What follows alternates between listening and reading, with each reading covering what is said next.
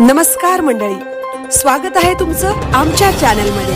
आवाज महामुंबईचा, शोध बातमीचा, कौल मनाचा। चला तर मग आमचे चॅनल लाईक करा, शेअर करा आणि सबस्क्राइब करा।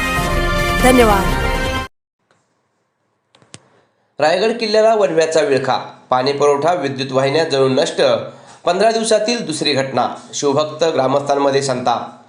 ऐन उन्हाळ्यात उष्णतेची तीव्रता वाढत असताना वन खात्याच्या राखीव वनक्षेत्रात तसेच खाजगी जागांमध्ये देखील वणवे लागून वनसंपत्ती नष्ट होण्याचे प्रकार दिवसेंदिवस वाढत असतानाच आज छत्रपती शिवाजी महाराजांची ऐतिहासिक राजधानी असणाऱ्या किल्ले रायगडला देखील लागलेल्या वणव्यामुळे रायगड किल्ल्यावर पाणी पुरवठा करणाऱ्या जलवाहिन्या तसेच विद्युत केबल देखील अनेक ठिकाणी जळून नष्ट झाल्या आहेत।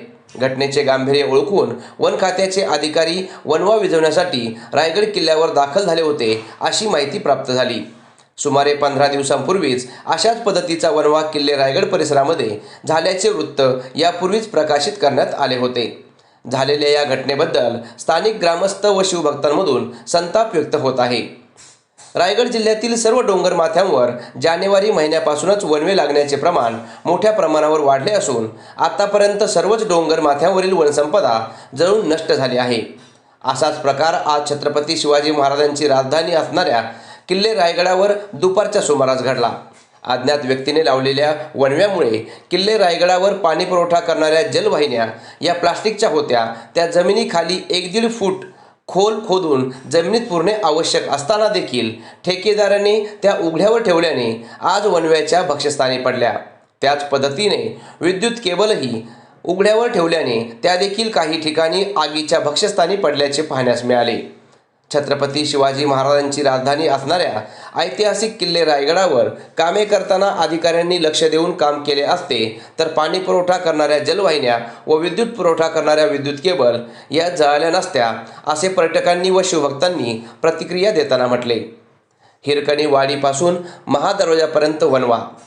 छत्रपती शिवाजी महाराजांची राजधानी असणाऱ्या किल्ले रायगडावर हिरकणी वाडीपासून लागलेला वणवा हा वाऱ्याच्या वेगाने थेट महादरवाजापर्यंत गेल्याने पायरी मार्गावरून जाणारी विद्युत वाहिन्या व पाणी पुरवठा करणाऱ्या जलवाहिन्या देखील आगीच्या भक्ष्यस्थानी पडल्या।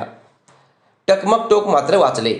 किल्ले रायगडावर लागलेला आगीचा वणवा हा केवळ टकमक टोकापर्यंत गेला नाही, त्यामुळे त्या बाजूचा भाग हा आगीच्या भक्ष्यस्थानी पडला नाही।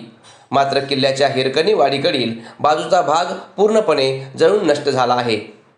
किल्ले रायगडावर लागलेली आग ही हिरकणी वाडीपासून महादरवाजापर्यंत लागली असताना वन खात्याचे अधिकारी मात्र रायगड रोपवेने गेल्याचे अनेक पर्यटकांनी व शिवभक्तांनी सांगितले।